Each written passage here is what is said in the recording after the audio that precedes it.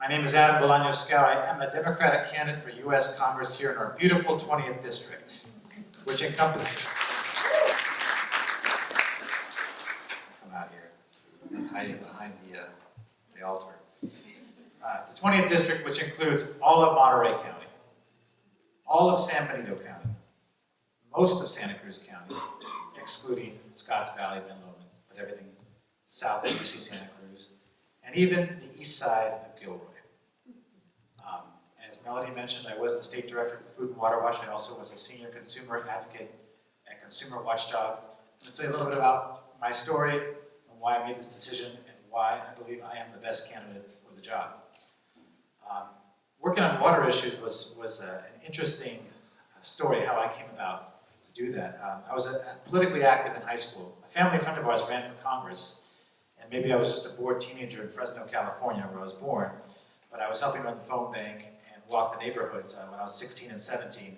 We were running against a very right-wing Republican, George Radanovich. My friend Dan Rosenberg ran.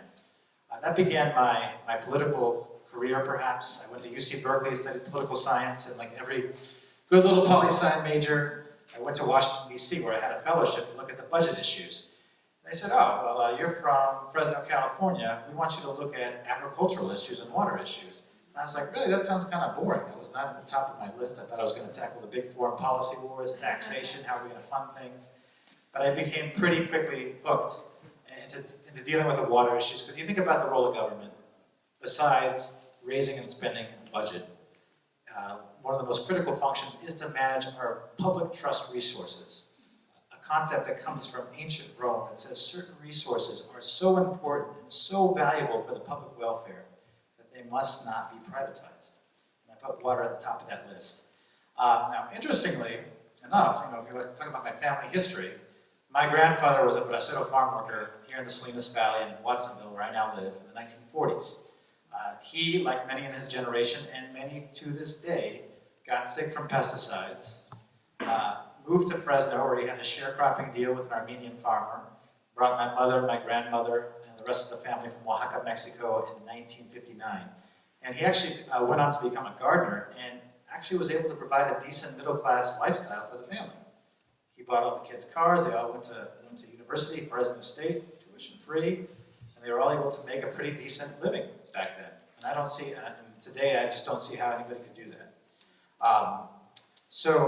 My parents were school teachers. My mom was the hippie of her family. She liked John Denver. She met my dad teaching at an outdoor science education camp near Kings Canyon National Park. So they both, my mom's in her final year of school teaching. They're both public school teachers. My dad's father was a scientist at NIH for 20 years studying medicine. He comes from a family of scientists. So it's not my childhood dream to be a politician or to be a congressman. I'm not trying to fulfill any family destiny here. I'm running because what I've been saying in this campaign and what I feel and what I believe 150% is that we have an affordability crisis in this state and in our district that is driving people away, and we have a climate crisis that is going to drive people off of this planet because we have major changes at the federal level. Local government cannot solve these issues alone. And yes, we need better representation at local government, and I am 100% behind Wendy Rudaski for supervisor. I'm not sitting that one out. I'm 100% behind her, and we need her on there, and we need a pro-public water majority on every elected board in this region.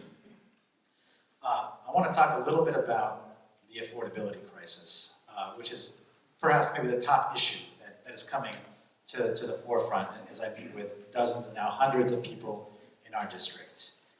Santa Cruz County and Monterey County, as probably many of you already know, are two of the least affordable counties in the United States. When you talk about median income relative to the rising cost of living, people are leaving. We have a shortage of teachers. In Seaside, 100 teachers leave every year. My cousin's fiance, he's a teacher there. And I've heard this from Wendy. They cannot afford to live there, and so Wendy is actually grappling with the prospect of closing another school down because people cannot afford to make ends meet. The same is true in Watsonville, where the median home price is now approaching $700,000, and in Santa Cruz, it's $900,000. And we have teachers starting out making salaries of $45,000 a year. That ain't working. Meanwhile, we have people, families, low-income, working-class families crowding together in small apartments. Official survey said 10% of the students in Monterey County are homeless. And I was meeting some folks in Carmel Valley last week, and there was a woman there who works in the philanthropy community, and she said, Adam, it's not just Salinas. On the Monterey Peninsula, we have 500 women who are homeless here every night. And that is what we're facing here. So what we're saying here, in the richest country, in the richest state, remember, this is the richest state. You hear politicians, California, the 4th, 5th largest economy in the world. Why is it so hard to make our ends meet? Why is this so tough in the richest state, in the richest country, in the history of the world? So I'm saying we got to do better, and it's time to do better, and we cannot continue to delay, and have excuses for why we can't have what we need. For all the talk about dysfunction in Washington, there's a couple things they do agree about. And without hardly any questions asked, every year, no, not every year, every couple of years, we increase the weapons budget year after year after year. December, Congress and our incumbent voted to increase the weapons budget by another $22 billion per year. Another, on top, it was a approximately $750 billion check to Trump. And there were several Congress members who were trying to say, we got to stop this continuing War Powers Resolution Act that lets the president do whatever he or she wants. Barbara Lee Rowe-Connor were trying to get language saying no war with Iran without congressional approval first. It did not pass in that deal, and look what happens 3 weeks ago. And now Congress is finally waking up and saying, okay, maybe it's time we exercise our constitutional authority and say it's our job to declare war and to get control of this military budget. And it is way, way overdue. In order to solve this affordability crisis, we need to have a recommitment from our federal government to local government. And we need to remember our history. Before Ronald Reagan was president in the 1980s, Reagan slashed so many programs that were funding our schools. We used to have money for affordable housing in this country. And now we look at the private developer market. We had a new project, a condo project in Aptos, just up Highway 1 from where I live. The starting affordability rate, I'm not talking about the market rate where the condos were over $1 million. The affordable rate was $600,000 a year. Ain't affordable to most people with a median income around $40,000, $50,000 a year. The Salinas City Council, 3 weeks ago, unanimously voted to approve a project to create 4,000 new units on the north side. It's an exurb, not even the suburban development on the north side of town. They lowered the requirement, the affordability requirement. It was supposed to be 20%, 50%, went to 8%, and the affordability units are going to be built last. In addition, in San Benito County, just up Highway 101, and this is going to affect you here in Monterey County, the San Benito County supervisors have proposed to build 4 new Prunedales, 4 new shopping centers off retail, off Highway 101, because the traffic's not bad enough, apparently, to get some cheap cash, quick cash, I should say, because the county is having a hard time paying to make ends meet. I just came from a teachers union meeting earlier this day, and there was a lot of worried faces because teachers are leaving and they're about to enter into a contract battle to get some basic wage increases. So I'm saying, folks, it shouldn't have to be this hard, and why do we continue to accept this? We're sick of this. It's time to bring our federal tax dollars home to fund affordable housing like we used to, especially when we have limited land and limited water. Why are we going to waste our limited land and water on development none of us can afford? Or is this just going to be a bedroom community for Silicon Valley? I don't think so. When it comes to funding our water infrastructure, when it comes to funding, we'll talk about climate in a second, our energy infrastructure, it is time to bring the federal government back into the picture. I am unapologetically, devoutly in favor of single-payer health care. I think it is way overdue. Harry Truman, Richard Nixon supported universal health care. We have a $100 billion industry that makes money off denying your claims. That's how they make money. And I'm saying if we look at every other industrialized nation, Canada, most of Europe, they have a single-payer system. that prioritizes health care for everybody. And that's how it's got to, I think we're way overdue for that. And I think what we're seeing now is that people are getting sick and tired of paying more and more money. The rates keep going more and more money for worse and worse care. My cousin lives here in Seaside.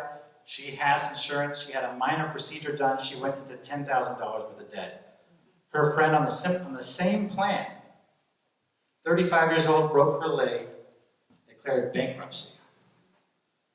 And she has insurance. So I'm saying it's time to finally enter the 21st century and finally realize universal health care. And finally, that $22 billion I talked about, that military increase, that would have been enough to pay for everybody's tuition in this country. We have kids who are hungry in our universities. There's actually a food pantry that was started at UC Santa Cruz. We have kids who are hungry at UC Santa Cruz, Cabrillo, and Hartnell every day because they can barely afford to pay the rent and they can barely afford to buy food. And the thank you gift they get when they graduate is tens of thousands of dollars of debt. My grandfather went to UC Berkeley, tuition free. My mom went to school, Cal State Fresno, tuition free. Many in her generation went to the University of California, tuition free. I believe that it's time to start investing in our kids, stop punishing our kids, and letting them go to college. We have high school kids in Salinas working on our campaign. And that's the number one question I get. How are we going to be able to afford to go to college? And they want to go, but there's no way they can, unless they get, we're lucky to get a scholarship, they're not going to be able to go. So we're a rich country. It's time to bring our tax dollars back. Let's talk about the climate crisis for a second. We are headed on a one-way ticket to hell off a cliff with the status quo. If a corporate bipartisan compromise was going to solve our problems, there would be no reason for me to run for Congress. If that was going to solve it, but Congress, since Al Gore's Inconvenient Truth, hasn't done a damn thing. They've passed exactly 0 pieces of legislation to deal with the climate crisis. Of course the Republican Party is off the deep end on this. They're corrupt. But we have too many Democrats as well who are taking fossil fuel money, and what they're telling us now, you know what they tell us? They say 2050. We'll get it done by 2050. We'll come up with a plan. We'll get it done. And I'm saying too little, too late.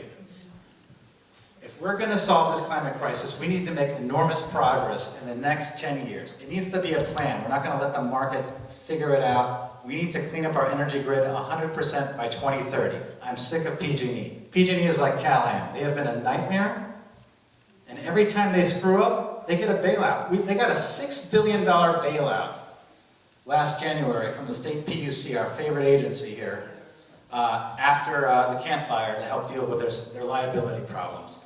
I'm saying, let's put people to work. Let's build a clean energy grid in every town in our district. Monterey, Pacific Grove, Watsonville, Salinas. We should have a local microgrid powered as much as possible with local clean energy. We need to also look at some wind power and tied to a larger grid with battery storage that allows us to have clean, local, reliable power. We need a national ban on fracking. I helped ban fracking here on Measure Z. We overcame $6 million from the oil industry. We have a methane problem that is rapidly rising. It is the most potent greenhouse gas. We cannot be affording to frack anymore. And we talk about money, $150 billion in fossil fuel subsidies every year. It's time to put that money and put it towards a Green New Deal to clean up our energy grid. And let's talk about factory farming. Factory farming with respect to mega dairies in the Central Valley. We have a huge methane hotspot. NASA flew a camera over California. They said, what are the biggest emitters of pollution? Landfills, oil and gas facilities, and the major dairy farms in the Tulare County and Fresno County, where they have boards of supervisors eager to rubber stamp them. You know what their plan is? Let's get the ratepayers, the PG&E rate base, and the California taxpayers to subsidize major pipelines to take the gas from these mega dairies and bring them to the coast, and let's call that clean energy. What I'm describing right now is Jimmy Panetta's climate bill. After he reluctantly signed on to the Green New Deal resolution, that is the climate bill he introduced on a 2050 timeline. It encourages factory farm gas, and it encourages oil companies, while they continue to drill, to try to insert the carbon dioxide underground. This is why I'm running for Congress. Factory farm gas is not clean energy. That is BS, and that is literally BS. I also want to say something about immigration. We've had families here who are critical to our economy for many years, who have been living in the shadows, with no rights, no ability to organize, fear in some cases of going to the grocery store. My friend Ann Lopez, who runs the Center for Farm Worker Families in Watsonville, she has a clandestine food bank to get families to these families, get food to these families who are afraid of going out in the shadows. This is unbelievable to me. As grandson of a farm worker in the 1940s, the people who are actually picking our food, but not just the farm workers, people who are cooking our food, cleaning up in the hotels, in some cases caring for our elderly, are living as second-rate, third-rate citizens, or not citizens, but people, but who are critical to our economy and our society. I often talk about the legacy of Ronald Reagan in the 80s, but there's one good thing he did in 1986. He actually said, we've had people here, they deserve to be here. And I favor a path to citizenship for all of those who have been working here. And that doesn't mean I support open borders. It's a very different thing. We need to rewrite our trade policies and our foreign policy to allow other people to succeed in their countries. I don't think everybody comes here because they hate where they're from and they're just desperate to be here. They're coming here out of desperation. If you look at what's going on in Central America, in Honduras, in Mexico, as a result of NAFTA, military interventions, we have people coming here. So if we're going to solve this climate crisis, we can't do it alone. It necessitates a new foreign policy. We're 15 to 20% of global climate emissions. We're the highest per capita by far. China has caught up and passed us on emissions, still lower per capita. We have to figure out how to change our foreign policy so other countries can succeed, but also not cook our planet with cheap fossil fuels. And that is our new challenge. And that will be the new direction of our Congress and a new president. We need a new president and we need a new Congress. Yes. Some people's thesis is that the problem in Washington is that corporate-funded Democrats and corporate-funded Republicans just don't get along nice enough. And if they were just a little bit nicer to each other, that would solve all of our problems. Well, I think we know a little bit better. We have a different thesis. We have a corrupt system, a corporate-funded corrupt system where corporate donations are legalized bribery. And what happens, as my friend Phil will say, is that it cuts us out. When politicians become dependent on that money, that cuts out democracy. And it also starts putting off, it excludes the solutions that we actually need. We are running a corporate-free campaign because that is how democracy is supposed to be. My opponent, Jimmy Panetta, 75% of the money he has ever raised comes from corporate PACs, military contractors, insurance companies. PG&E at $10,000 in 2018. I think we got to do better. I think I'll leave it there. Actually, I want to say one thing about water. We should say something about water since I'm here. We're going to have to fix our water infrastructure when we kick out Cal-Am. And let me just say something about the role of the Congress member. The role of the Congress member, I'm going to be fighting to get our federal money back, our tax dollars back, to have a steady commitment to local government. I'm not talking about one port project where I can put my name on it and say Scow did this, or some highway freeway bridge or something like that. I'm talking about a steady stream of money for local government to fix our problems. And not only that, as your Congress member, I will be active working with local elected governments and helping get good people in office. Jimmy refuses to endorse Wendy, and he refused to endorse John Phillips' opponent last time in 2018. I think that's unacceptable. We need to have a movement on offense, and you can be damn sure I'm going to be helping the folks that we need to get elected to water board this fall in 2020 to ensure that we win this thing. On water infrastructure, the infrastructure we cannot see underneath our feet, we have an $150 billion shortfall to pay for our water infrastructure. And we're paying, you all are paying, I live in Watsonville, you all are paying the highest rates in the nation, and God knows what a bad job Cal-Am has done maintaining this infrastructure, how much more we're going to have to pay to clean up their mess. Yes, I know it's still cheaper because we're going to take away their profit. But we used to have federal money for water infrastructure in this country. We used to have a grants program, an EPA construction grants program that was eliminated in the 1980s. There we go, back to the 1980s again. So we're saying it's time to bring back this money. We have spent trillions of dollars on war in the Middle East. What has that gotten us? We have lost trillions of dollars in tax cuts to the richest people in this country who never needed them. The Reagan tax cuts, the Bush tax cuts, the biggest of them all, and now the Trump tax cuts. It's time to bring our tax dollars home. We can solve this climate crisis. I'm not running for Congress because I don't think we can solve our problems and I'm bummed out. I'm running because we can and we have to. So I hope to earn your support. I hope to run this campaign with you. Thank you for being here and happy to answer any questions.